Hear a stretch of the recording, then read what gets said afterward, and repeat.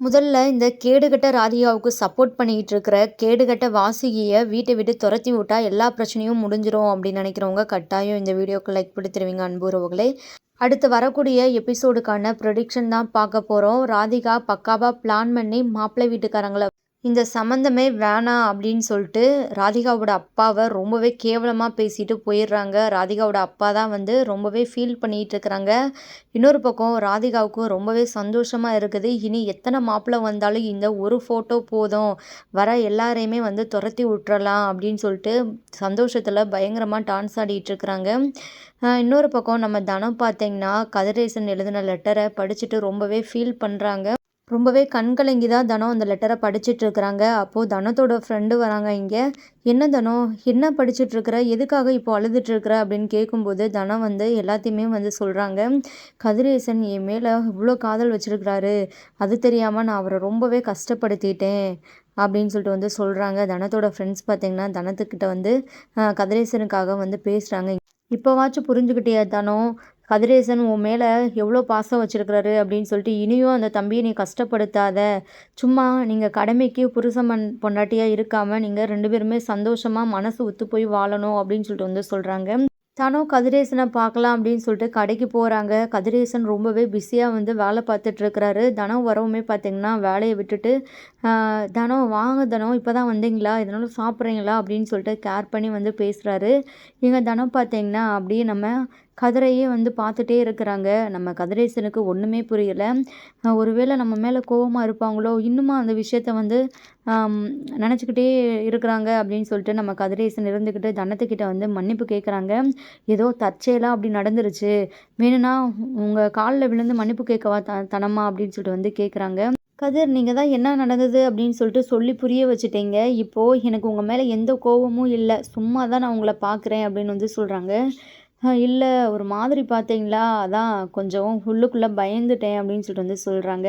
சும்மா கூடவா பார்க்கக்கூடாது அப்படின்னு சொல்லிட்டு தனம் கேட்குறாங்க. இல்லை இல்லை, நீங்கள் சும்மாவும் பாருங்கள், எப்படின்னாலும் பாருங்கள், எனக்கு சந்தோஷம்தான் அப்படின்னு சொல்லிட்டு நம்ம கதிரேசன் சொல்கிறாங்க. கல்யாணத்தை நிறுத்திட்டதா ராதிகா ரொம்பவே சந்தோஷமாக இருக்கிறாங்க. அப்போ தான் நம்ம வாசிக்கு வராங்க. ராதிகாவை பார்த்துட்டு, என்னடி ராதிகா இவ்வளோ சந்தோஷமாக இருக்கிற, ஏன் நான் சந்தோஷமாக இருக்கக்கூடாதா, அழுதுகிட்டு இருந்தால் தான் உங்களுக்கு பிடிக்குமோ அப்படின்னு சொல்லிட்டு கேட்குறாங்க ராதிகா. ஏன் இப்படிலாம் பேசுகிற, மாப்பிள்ளை வீட்டுக்காரங்க இன்றைக்கி தானே உன்னை பார்க்க வரதா அன்னை சொல்லிகிட்டு இருந்தாரு, என்ன ஆச்சு, நீயும் அங்கே கிளம்பி போன மாதிரி இல்லை தெரியலையே அப்படின்னு கேட்குறாங்க. அப்போ தான் ராதிகா இருந்துக்கிட்டு விஷயத்த சொல்கிறாங்க.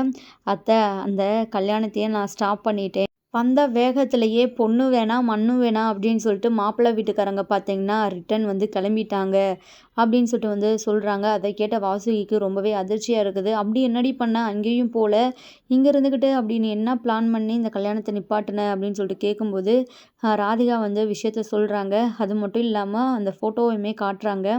வாசுகி அந்த ஃபோட்டோவை பார்த்துட்டு, இது எப்படி நடந்த கூத்து அப்படின்னு சொல்லிட்டு கேட்குறாங்க. அத்தை, எல்லாம் என் பிளான் தான், இந்த ஒரு ஃபோட்டோவை வச்சு தான் இப்போ நான் கல்யாணத்தை நிப்பாட்டியிருக்கிறேன். இனி எத்தனை மாப்பிள்ளை வீடு வந்தாலும் இந்த ஒரு ஃபோட்டோ போதும், என்னை வேணான்னு சொல்லிட்டு போகிறதுக்கு. எனக்கு ரொம்பவே சந்தோஷமாக இருக்குது. இனி என்னை என் மாமா கிட்டேருந்து யாராலையும் பிரிக்கவே முடியாது அப்படின்னு சொல்லிட்டு சொல்கிறாங்க. வாசி இருந்துக்கிட்டு, பரவாயில்லையடி ராதிகா, உனக்குள்ளேயும் மூளை ரொம்பவே இருக்க தான் செய்யுது போல், அத்தைக்கு தான் தெரியலை அப்படின்னு சொல்கிறாங்க. ஆமாம், என் விஷயத்தில் நீ எதுவுமே பண்ண மாட்ட அப்படின்னு சொல்லிட்டு தெரிஞ்சுக்கிட்டேன், அதான் நானே களத்தில் இறங்கி எல்லாமும் பண்ணிட்டேன் அப்படின்னு சொல்லும்போது இங்கே வாசி ரொம்பவே வருத்தப்படுறாங்க. நீ சந்தோஷமாக இருக்க, பாவம் என் அண்ணன் அவங்க எல்லோரும் முன்னாடி எப்படி அசிங்கப்பட்டாரோ தெரியலை, அவரை நினச்சாதான் எனக்கு ரொம்பவே கஷ்டமாக இருக்குது அப்படின்னு சொல்கிறாங்க. அப்பாவை நினச்சாலும் நீ ஒன்றும் வருத்தப்படாத, இன்னும் கொஞ்ச நாள் தானே, அப்புறம் மாமா என் கழுத்தில் தாலி கட்டிடுவார், அப்பாவும் ரொம்பவே சந்தோஷப்படுவார் அப்படின்னு சொல்லிட்டு சொல்கிறாங்க. இங்கே ருக்மணி அம்மா இவங்க பேசுகிறதெல்லாம் கேட்டுட்டு பயங்கர கோவத்தில் தான் நிற்கிறாங்க. இந்த 2 ஜென்மங்களும் திருந்தவே திருந்தாது போல், சும்மா அல்ப ஆசைப்பட்டுக்க வேண்டியதான், இதுக நினைக்கிறது என்ன நடக்கவா போகுது அப்படின்னு சொல்லிட்டு ருக்மணி அம்மா ஒரு பக்கம் பார்த்தீங்கன்னா நினச்சிக்கிட்டு இருக்கிறாங்க. நெக்ஸ்ட்டு பார்த்தீங்கன்னா, நம்ம ராதிகாவோட அப்பா தான் வர்றாங்க. வந்ததுமே ராதிகாவோட அப்பா பார்த்தீங்கன்னா, வெளியவே நின்று ராதிகாவை வந்து சத்தமாக கூப்பிடவும், இங்கே ராதிகாவும் பார்த்தீங்கன்னா வெளியே வராங்க. "என்னப்பா வாங்க, எதுக்காக வீட்டுக்குள்ளே வராமல் இப்படி வெளியே நின்று என்னை கூப்பிட்டுட்டு இருக்கிறீங்க?" அப்படின்னு சொல்லிட்டு வந்து கேட்குறாங்க. நெக்ஸ்ட்டு வாசுகி மற்ற எல்லாருமே வந்துடுறாங்க. இங்கே ராதிகாவோட அப்பா பார்த்தீங்கன்னா, "இனி ஒரு நிமிஷம் கூட நீ இந்த வீட்டில் இருக்கவே கூடாது, ஒழுங்கு மரியாதையாக வீட்டுக்கு வா" அப்படின்னு சொல்லிட்டு கையை பிடிச்சி இழுக்கிறாங்க. ரொம்பவே வலுக்கட்டாயமாக ராதிகாவோட அப்பா ராதிகாவை வந்து இழுத்துட்டு போகிறாங்க. வாசுகி வந்து தடுக்கிறாங்க. "ஏனே என்னாச்சு? ஏன் இவ்வளோ கோவமா இருக்கிற?" அப்படின்னு சொல்லிட்டு கேட்கும்போது, "என்ன நடந்தது தெரியுமா? இனி இந்த வீட்ல இருந்தா ராதிகாவுக்கு கல்யாணமே ஆகாது. ஒரு நல்ல வாழ்க்கை என்னால் அமைச்சு தர முடியாது. இனி ராதிகா என்னோட வீட்டிலேயே இருக்கட்டும். அதுதான் அவளோட வாழ்க்கைக்கு நல்லது." அப்படின்னு சொல்லிட்டு ராதிகாவோட அப்பா வந்து சொல்கிறாங்க. அப்போது ராதிகா இருந்துக்கிட்டு அவங்க அப்பா கையை தட்டி விட்டுட்டு, "என்னால் எங்கேயுமே வர முடியாதுப்பா. இதுதான் என்னோட வீடு. இங்கே தான் நான் இருப்பேன்." வச்சிருக்கிற தாலியை எடுத்து காட்டுறாங்க. "இங்கே பாருங்க, இந்த தாலியை இன்னும் நான் பத்திரமா வச்சுருக்கிறேன். எதுக்காக நினச்சீங்க? என் மாமா என்னைக்குனாலும் இந்த தாலியை என் கழுத்தில் கட்டுவார். அந்த ஒரு நொடிக்காக தான் நான் காத்துட்ருக்கிறேன். என் மாமா தான் எனக்கு எப்போதுமே." அப்படின்னு சொல்லிட்டு வந்து லூசுத்தனமாக வந்து பேசுகிறாங்க. அதை கேட்ட ராதிகாவோட அப்பாவுக்கு பயங்கர அதிர்ச்சியாக இருக்குது.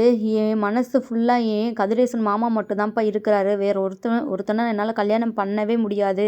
கனவுல கூட வேறு ஒருத்தனை நான் கல்யாணம் பண்ணிக்கணும் அப்படின்னு சொல்லிட்டு என்னால் நினச்சி கூட பார்க்க முடியாது. தயவு செஞ்சு நீங்கள் பிரச்சனை பண்ணாமல் இங்கேருந்து போங்க அப்படின்னு சொல்லிட்டு வந்து சொல்கிறாங்க. இங்கே ராதிகாவோட அப்பா பார்த்தீங்கன்னா, ராதிகா பேசுகிறத கேட்டுட்டு பயங்கர கோவத்தில் ராதிகா கன்னத்திலே பலார்னு ஒரு அறைய விட்டுறாங்க. "என்ன நினச்சிட்டு இருக்கிற? இப்படியெல்லாம் பேசிகிட்டு இருக்கிற? கதிருக்கு கல்யாணம் ஆயிடுச்சு. அதை தெரிஞ்சும் நீ இப்படிலாம் பேசுனேன்னா என்ன பொண்ணு?" அப்படின்னு சொல்லிட்டு வந்து கேட்குறாங்க. இங்கே ராதிகா பார்த்தீங்கன்னா, "நீங்கள் அடித்து கொன்று போட்டாலும் என் வாயிலிருந்து கதிரேசன் மாமா பேர் தான் வரும். அவர் என் உசுரு." அப்படின்னு சொல்லிட்டு வந்து சொல்கிறாங்க. கூடிய சீக்கிரமே வந்து கதிரேசன் மாமாவை நான் கல்யாணம் பண்ணிக்குவேன். அத்தை வந்து கல்யாணத்தை நடத்தி வைக்கிறேன்னு சொல்லியிருக்கிறாங்க அப்படின்னு சொல்லவும், இங்கே ராதிகாவோட அப்பாவுக்கு பார்த்தீங்கன்னா, நம்ம வாசுகி மேலே தான் செம கோவம் வருது. வாசுகி அப்படியே முறைக்கிறாங்க. "ஏ ராதிகா, ஏன் இப்படிலாம் வந்து சொல்லிகிட்டு இருக்கிற?" "அண்ணே, அப்படிலாம் நான் எதுவும் சொல்லலை. நானும் இவகிட்ட வந்து எடுத்து சொல்ல தான் செய்கிறேன். கதிருக்கு கல்யாணம் ஆயிடுச்சு, நீ உன் வாழ்க்கையை அமைச்சுக்கோ அப்படின்னு சொல்லிட்டு கேட்க மாட்றா." அப்படின்னு வந்து சொல்கிறாங்க. இங்கே அப்படியே ராதிகா வாசுகி அப்படியே முறைக்கிறாங்க. இன்னொரு பக்கம் ருக்மிணி அம்மாவுக்கு ராதிகா பேசுகிறதெல்லாம் கேட்டுட்டு பயங்கர கோவம் வந்து ராதிகாவை பிடிச்சி வெளுத்து வாங்குறாங்க. "ஏய், நீலாம் ஒரு பொண்ணா? கல்யாணம் நடந்து 2 பேரும் நல்லா வாழ்ந்துட்டுருக்குறாங்க. அவங்க வாழ்க்கைக்குள்ளே போகணும் அப்படின்னு நினைக்கிறியே? உன்னெல்லாம் என்னதான் சொல்ல? நானும் உன்கிட்ட பல டைம் வந்து வார்ன் பண்ணிட்டேன். நீ கேட்குற மாதிரி இல்லை. சரி, உன் அப்பாக்கிட்டேயும் பேசி உனக்கு ஒரு முடிவு கட்டணும்னு நினச்சேன். ஆனால் அதையும் நீ வந்து நிப்பாட்டிட்ட. ஆனால் இந்த தனோ கதிரேசன் விஷயத்தில் எதுனாலும் வந்து நீ பண்ணணும் அப்படின்னு நினச்சேன்னா அதை கண்டிப்பாக நான் வேடிக்கை பார்த்துட்டு அமைதியாக இருக்க மாட்டேன். என்னன்னாலும் பண்ணுவேன் என் தனத்துக்காக." அப்படின்னு சொல்லிட்டு ருக்மிணி அம்மா வந்து சொல்கிறாங்க. அதை கேட்டு ராதிகா ரொம்பவே அதிர்ச்சியாகிறாங்க. இங்கே வாசுகி பார்த்தீங்கன்னா, ருக்மிணி கிட்ட வந்து, "என்ன ஓவரா பேசிகிட்டு இருக்கிற? வாய் இருந்தா என்னனாலும் பேசுவியா? என்ன பண்ண முடியும் உன்னால்? எதுவுமே பண்ண முடியாது. நான் மனசு வச்சேன்னா போதும், கதிரேசனுக்கும் ராதிகாவுக்கும் நான் கல்யாணத்தை பண்ணி வைப்பேன்." அப்படின்னு சொல்லிட்டு வந்து சொல்கிறாங்க. உடனே வேகமாக ராதிகாவோட அப்பா பார்த்தீங்கன்னா, வாசுகி கன்னத்தில் பல்லார்னு ஒரு அறைய விட்டுறாங்க. "தங்கச்சி தங்கச்சின்னு சொல்லிட்டு உன்னை நான் அவ்வளோ நம்புனேனே. ஆனால் என் பிள்ளைய மனசார நீ உன் பிள்ளையா நினச்சிருந்தனா அவளுக்கு ஒரு நல்ல வாழ்க்கை அமையணும்னு நினச்சிருக்கணும். உன் பையனுக்கே கல்யாணம் ஆயிடுச்சு. அதுக்கப்புறமும் நீ வந்து எதுக்காக அவகிட்ட வந்து நம்பிக்கை கொடுத்துட்ருக்குற? உன் பையனுக்கு கல்யாணம் பண்ணி வைக்கிற அப்படின்னு சொல்லிட்டு. இதெல்லாம் உனக்கு தப்பாக தெரியலை? நீலாம் ஒரு பொம்பளையா?" அப்படின்னு சொல்லிட்டு வந்து கேட்குறாங்க. அதை கேட்டு நம்ம வாசுகி பார்த்தீங்கன்னா, அப்படியே கண் கலங்கி போய் நிற்கிறாங்க. "ஐயா, கோவிச்சுக்காதீங்க. தயவு செஞ்சு உங்கள் பொண்ணை நீங்கள் இங்கே மட்டும் விட்டுட்டு போயிடாதீங்க.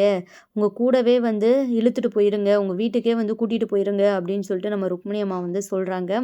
இங்கே ராதிகாவோட அப்பாவும் ராதிகா கன்னத்தில் 2 அறைய விட்டுட்டு, "இனி எதுனாலும் பேசணுன்னா இந்த இடத்துலயே உன்னை கொன்று போட கூட தயங்க மாட்டேன். ஒழுங்கு மரியாதையாக வீட்டுக்கு வா." அப்படின்னு சொல்லிட்டு இழுத்துட்டு போகிறாங்க. இங்கே வாசுகி பார்த்தீங்கன்னா, என்ன பேசுகிறதுனே தெரியாமல் நிற்கிறாங்க. ராதிகா வாசுகியை தான் மறைக்கிறாங்க. ருக்மிணி அம்மா வந்து வாசுகி கிட்ட வந்து பேசுகிறாங்க. "ஒரு வழியா ஒரு தலைவலியை நான் வீட்டை விட்டு துரத்தி விட்டுட்டேன். அடுத்து நீங்கள் தான். நீங்கள் தேவையில்லாமல் தனம் வாழ்க்கையில் வந்து பிரச்சனையை உண்டு பண்ணணும் அப்படின்னு நினச்சிங்கன்னா கண்டிப்பாக உங்களுக்கும் இந்த வீட்டில் இடம் இருக்காது அப்படின்னு சொல்லிட்டு வந்து சொல்கிறாங்க. அதை கேட்டு வாசுகி அப்படியே கொதிச்சு போயிடுறாங்க. என்ன அப்போது என்னையுமே இந்த வீட்டை விட்டு துரத்தி விட்டுருவியா அப்படின்னு சொல்லிட்டு வந்து கேட்குறாங்க. நீங்கள் எதனாலும் கேவலமான வேலையை பார்த்தா நான் வந்து தயங்க மாட்டேன், என்ன முடிவுனாலும் நான் எடுப்பேன், ஏன்னா இந்த வீட்டில் தனம் அளவுக்கு எனக்கு உரிமை இருக்குது அப்படின்னு சொல்லிட்டு வந்து சொல்கிறாங்க. வாசுகி பார்த்தீங்கன்னா ரொம்பவே அதிர்ச்சியாக இருக்கிறாங்க. மறுபடியுமே எப்போதும் போல் வந்து வாசுகி சவால் விட ருக்மிணி அம்மாவும் வந்து சவால் விட்டுட்டு இருக்கிறாங்க. தனம் தனம் அப்படின்னு சொல்லிட்டு தெரியலையேல, உன் ஆசை மருமக, அதாவது உன் மகனே வச்சுக்கோ, அவ வாயாலேயே உன்னை நான் வந்து வீட்டை விட்டு வெளியே போ அப்படின்னு சொல்லிட்டு சொல்ல வைக்கிறேன் அப்படின்னு சொல்லிட்டு இங்கே வாசுகி பார்த்திங்கன்னா ஒரு பக்கம் சவால் விட்டுட்டு இருக்கிறாங்க. அது ஒருபோதுமே நடக்கவே நடக்காது. தனம் அப்படி என்னை எப்போதுமே சொல்லவே மாட்டா, உங்களை வேணால் சொல்லுவா, அவள் என்னை சொல்லவே மாட்டா அப்படின்னு வந்து சொல்கிறாங்க. பார்க்க தானே போகிற, இனிதான் என்னோட ஆட்டம் ஆரம்பம், நான் வந்து அமைதியாக இருந்துட்டேன், இனி பாரு என்னோட முழு சுயரூபத்தை வந்து நீ பார்ப்ப அப்படின்னு சொல்லிட்டு வாசுகி ஒரு பக்கம் வந்து பேச, இன்னொரு பக்கம் ருக்மிணி அம்மாவும் பார்த்தீங்கன்னா உன்னை ஒரு நல்ல மனுஷியாக நான் மாற்றுவேன், தனத்துக்கு ஒரு நல்ல மாமியாராக நான் மாற்றி காட்டுவேன் அப்படின்னு சொல்லிட்டு ருக்மிணி அம்மாவும் பதிலுக்கு பதில் வந்து பேசிட்டு சவால் விட்டுட்டு இருக்கிறாங்க. வாசுகி ருக்மிணி அம்மாவை பார்த்து அப்படியே செம்மையாக முறைச்சிட்டு வீட்டுக்குள்ளே போகிறாங்க.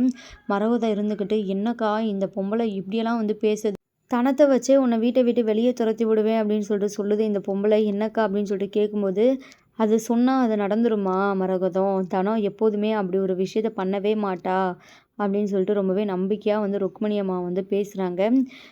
இனி வாசுகி என்னெல்லாம் பண்ண போகிறாங்களோ நம்ம வெயிட் பண்ணி தான் பார்க்கணும்.